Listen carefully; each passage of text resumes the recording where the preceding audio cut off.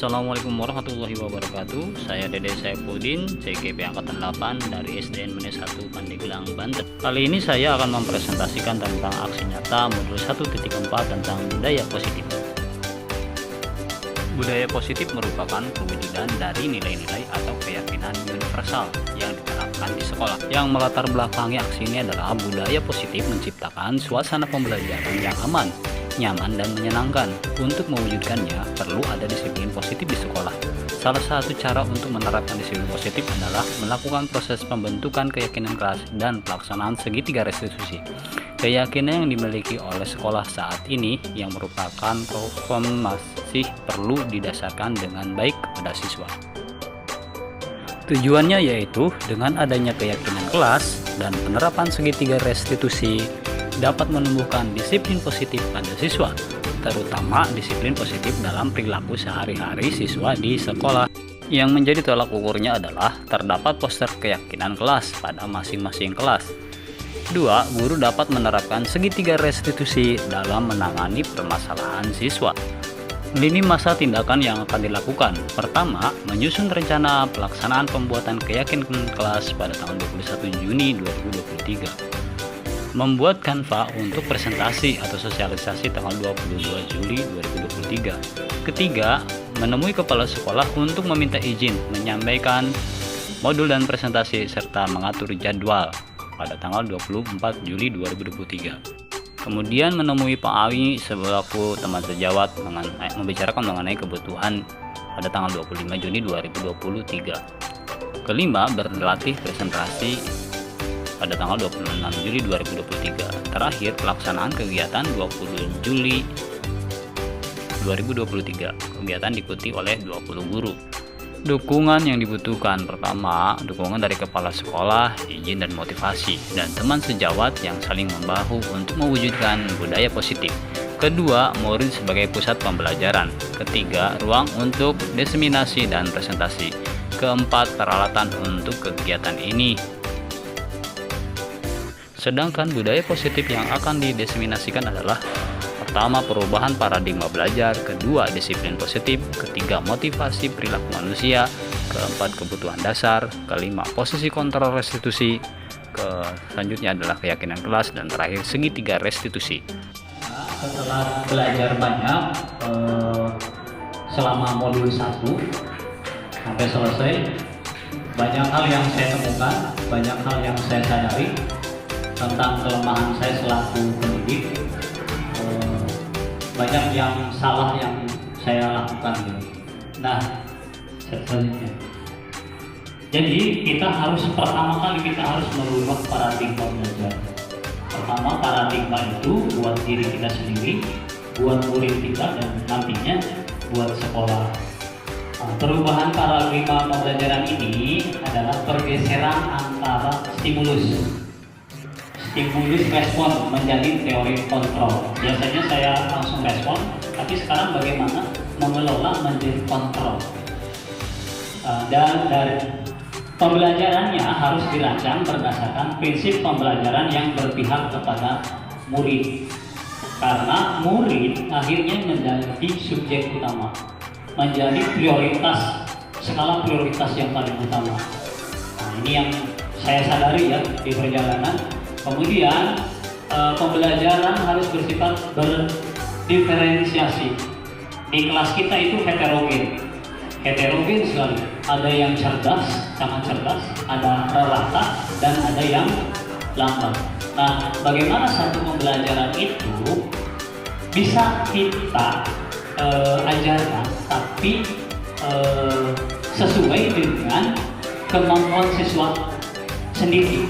Misal, kalau misalnya ada yang cerdas, harusnya materinya lebih tinggi, gitu kan?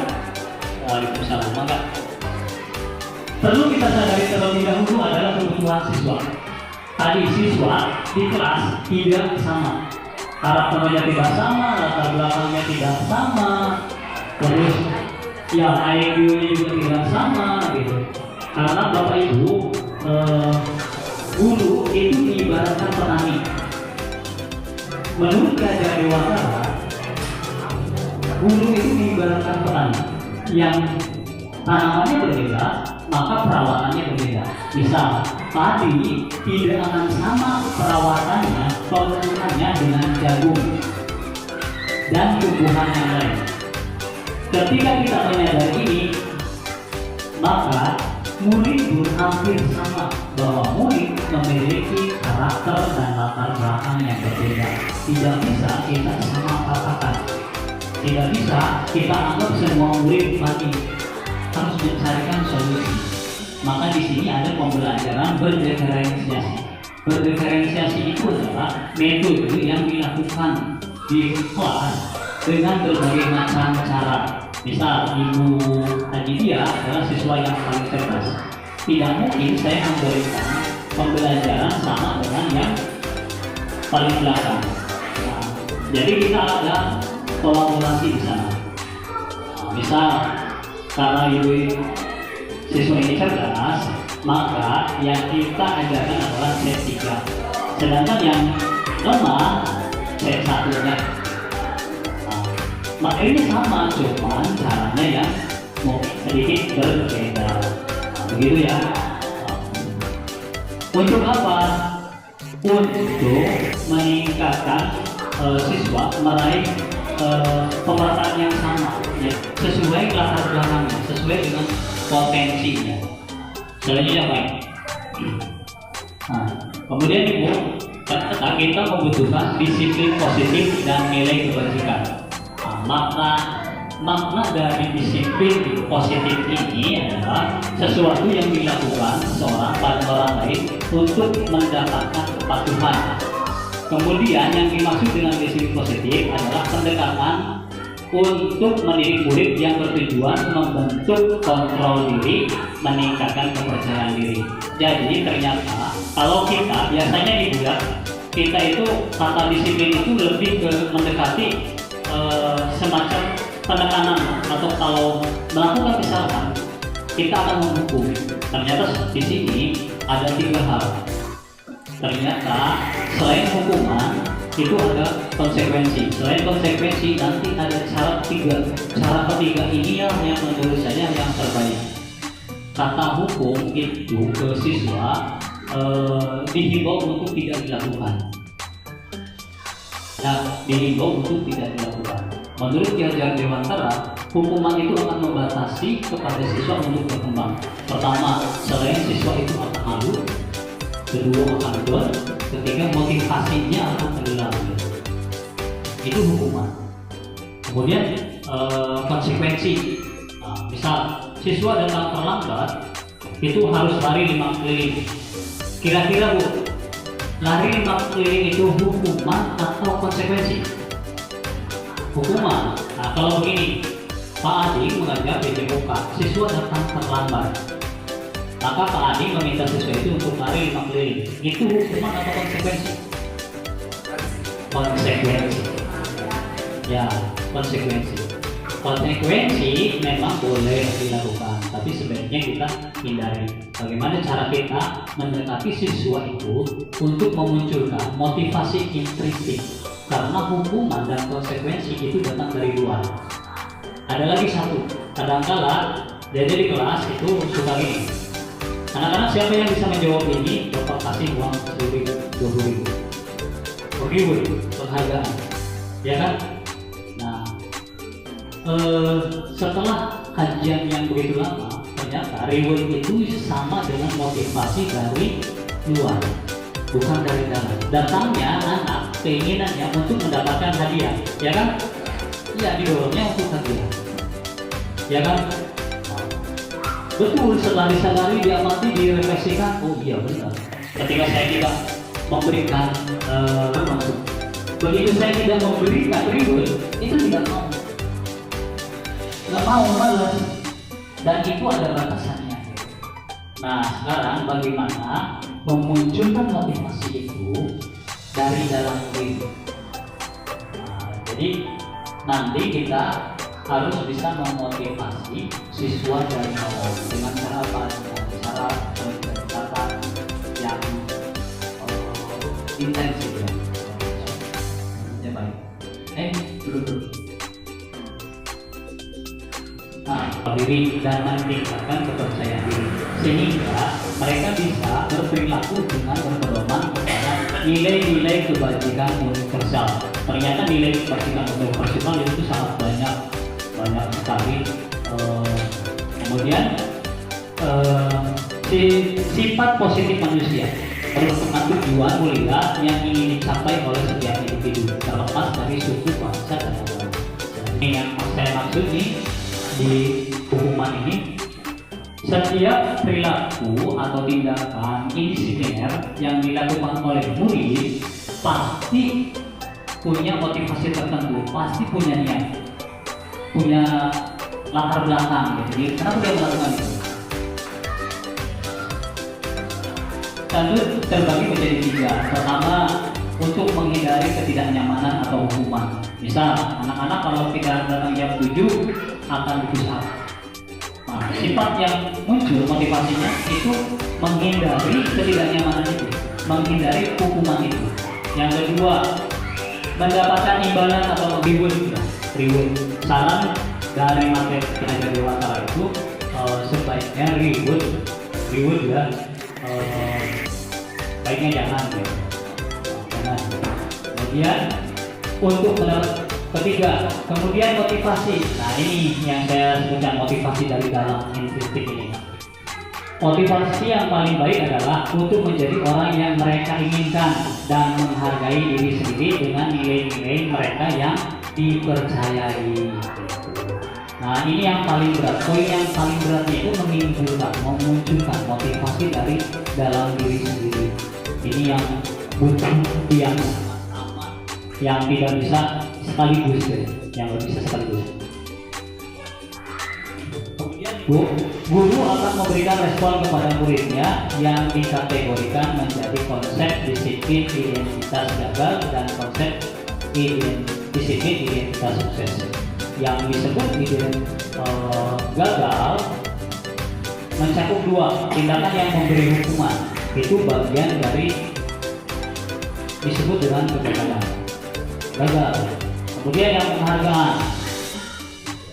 penghargaan itu bentuk pengendalian perilaku seseorang dengan imbalan atau yang peristiwa yang diinginkan. Tadi itu kalau imbalan, kalau rewardnya nggak ada, mereka akan malas. Itulah akhirnya. Dan itu sama saya sudah sadari. Saya sadari melakukan kesalahan ini, hukuman saya sering, imbalan juga saya sering. Ternyata itu tidak memunculkan motivasi dari dalam dirinya. Nih, konsep yang disiplin identitas yang sukses itu mencakup 2. Pertama adalah konsekuensi dan restitusi. Tadi boleh nggak Pak konsekuensi itu mah kembali kepada kita nanti, karena kita siswa kelas guru itu harus membuat keyakinan kelas. Keyakinan ini nanti kita sepakat. Kesepakatan atau keyakinan kelas itu harus didiskusikan dengan siswa. Jangan sampai siswa tidak terlibat dalam keyakinan kelas, karena ketika siswa terlibat dalam membuat keyakinan kelas, dia menyadari betul bahwa itu dia yang buat. Dia akan malu dengan sendirinya ketika dia melanggar peraturan yang diyakini oleh siswa itu sendiri. Suka dibalik gitu. Misalnya kebari apa tuh keyakinan apa yang kebari tadi, nah, dia muncul sendiri. Oh iya Pak, jadi lebih ke sana ya. Next. Itu memiliki kebutuhan dasar yang harus dipenuhi. Hal yang membuat siswa bertindak sesuatu, misalkan melakukan pelanggaran, itu karena kebutuhan dasarnya tidak terpenuhi. Kebutuhan dasar itu dibagi menjadi 5: bertahan hidup, kasih sayang, rasa diterima, penguasaan, kebebasan, dan kesenangan. Nah, jangankan siswa, kita pun menginginkan ini. Bertahan hidup itu banyak makan untuk bertahan hidup, ya kan? Kalau susah aja, ya. Kemudian kasih sayang. Kalau misalkan kita tidak memberikan kasih sayang kepada siswa itu akan minder,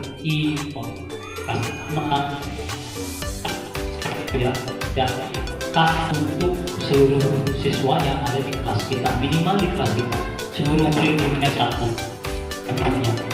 Nah, minimalnya adalah siswa yang ada di kelas kita.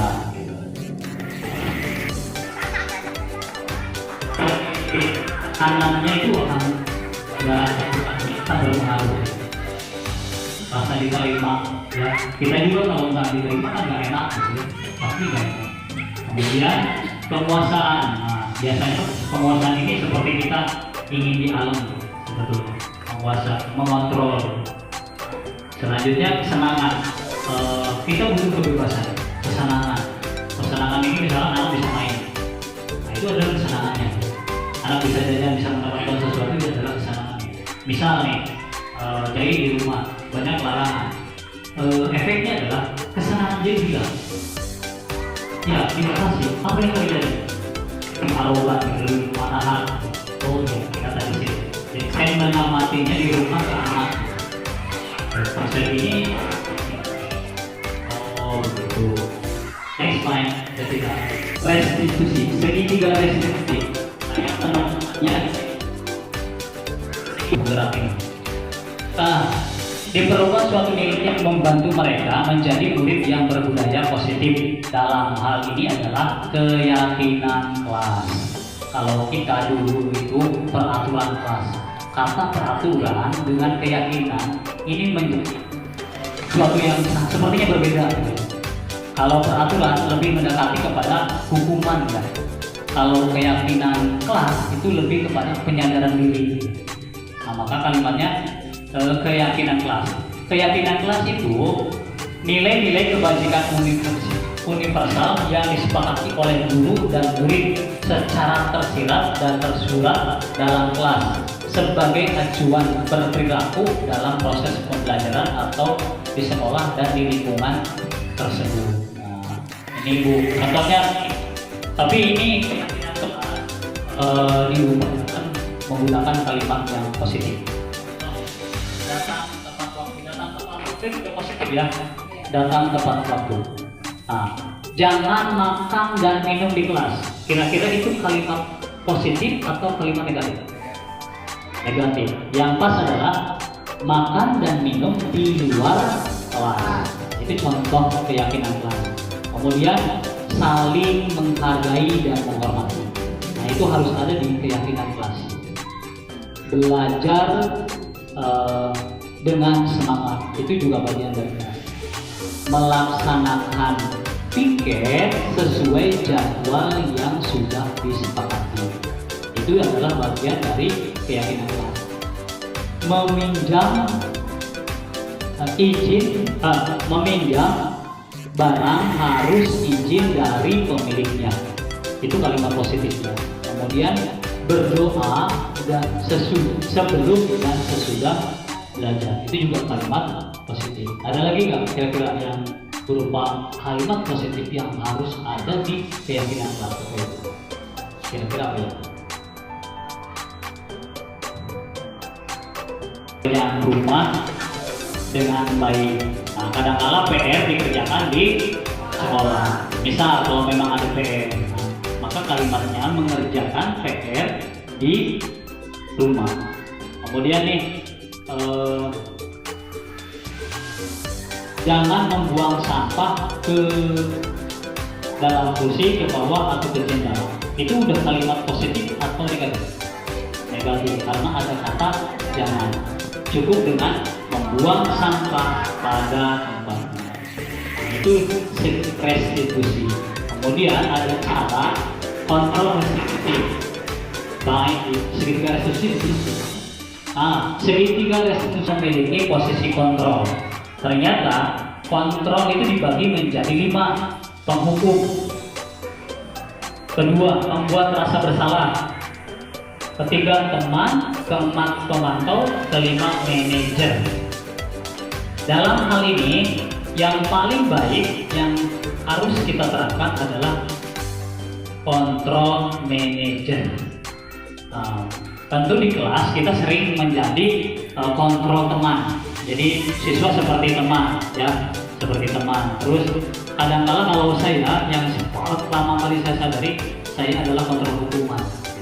Itu yang paling saya sesali, karena banyak sekali siswa saya yang akhirnya saya hukum gitu, membuat tidak nyaman. Kamu jangan begini, itu kan tidak nyaman. Kamu tuh boleh begini, itu membuat tidak nyaman. Harus mencari kalimat yang positif yang bisa memunculkan kesadaran dari dalam diri siswa. Selesai Bapak Ibu, mungkin ada lagi. Posisi manajer guru tidak berperan sebagai pengatur perilaku murid, melainkan guru sebagai pembimbing, pengarah agar murid bisa mengatur dirinya sendiri. Dibalikkan lagi ketika ada pelanggaran, balikkan ke keyakinan kelas. Menjadi pribadi dengan karakter yang lebih kuat. Disinilah konsep disiplin identitas bisa sukses diterapkan melalui 3 tahap: menstabilkan identitas, validasi tindakan yang salah, dan menanyakan keyakinan. Nah, ini butuh pendalaman saya pikir. Nantilah sambil ngobrol di luar sana. Terima kasih Bapak Ibu atas kedatangannya. Ya, silakan.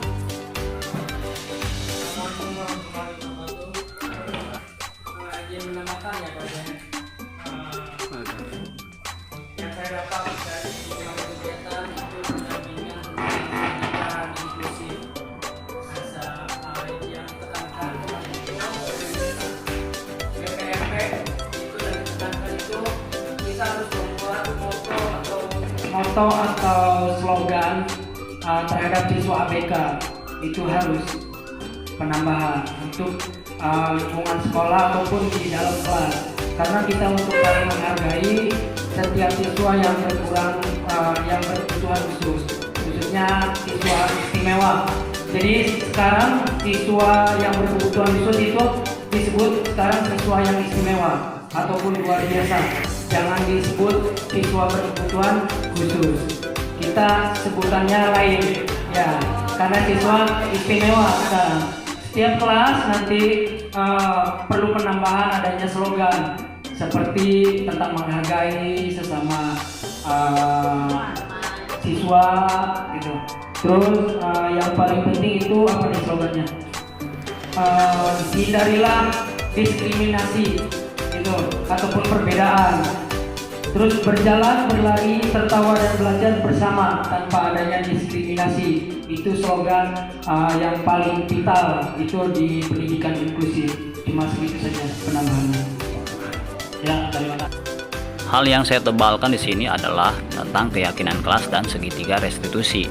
Budaya positif juga bisa diwujudkan dengan memiliki potensi kontrol terbaik sebagai seorang guru dalam merespon tindakan indisipliner murid.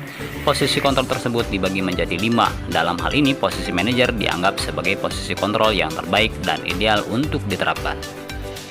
Hal-hal atau poin penting dalam pembuatan keyakinan kelas. Pertama, dengan kalimat pertanyaan yang positif.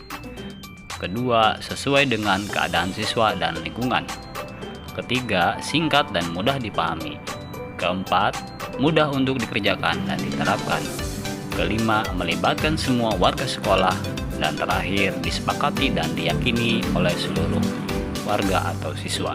Poin-poin ini menjadi dasar hal penting untuk membuat keyakinan kelas agar disepakati secara bersama. Adapun hasil keyakinan kelas yang telah disepakati oleh kami yaitu yang pertama, datang 5 menit sebelum bel berbunyi. Yang kedua, berdoa sebelum dan sesudah belajar. Yang ketiga, mengucapkan salam ketika masuk kelas. Saling menghargai dan menghormati. Selanjutnya, meminta izin saat meminjam barang. Meminta izin saat keperluan keluar kelas. Kesepakatan lain yang kami sepakati adalah makan dan minum di luar kelas. Membuang sampah pada tempatnya, melaksanakan piket sesuai jadwal, pakaian harus rapi dan sesuai jadwal yang ditentukan. Terakhir, melaksanakan proses pembiasaan mengaji.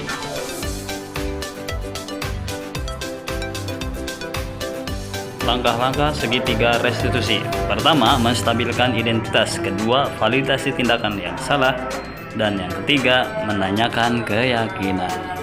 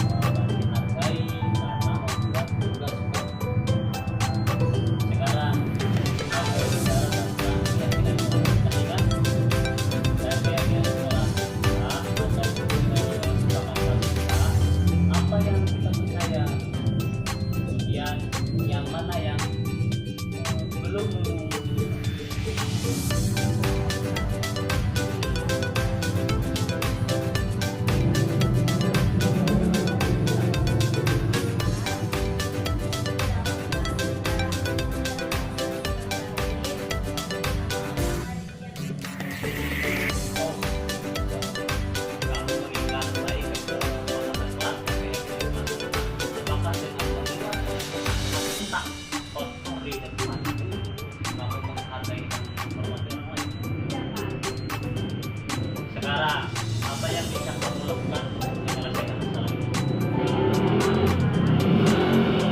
Minta maaf itu mudah. Tapi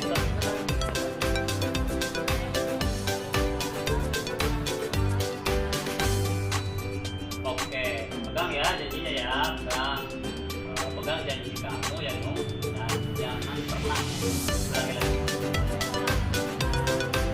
Ya sama-sama dalam tindakan sama tadi ya.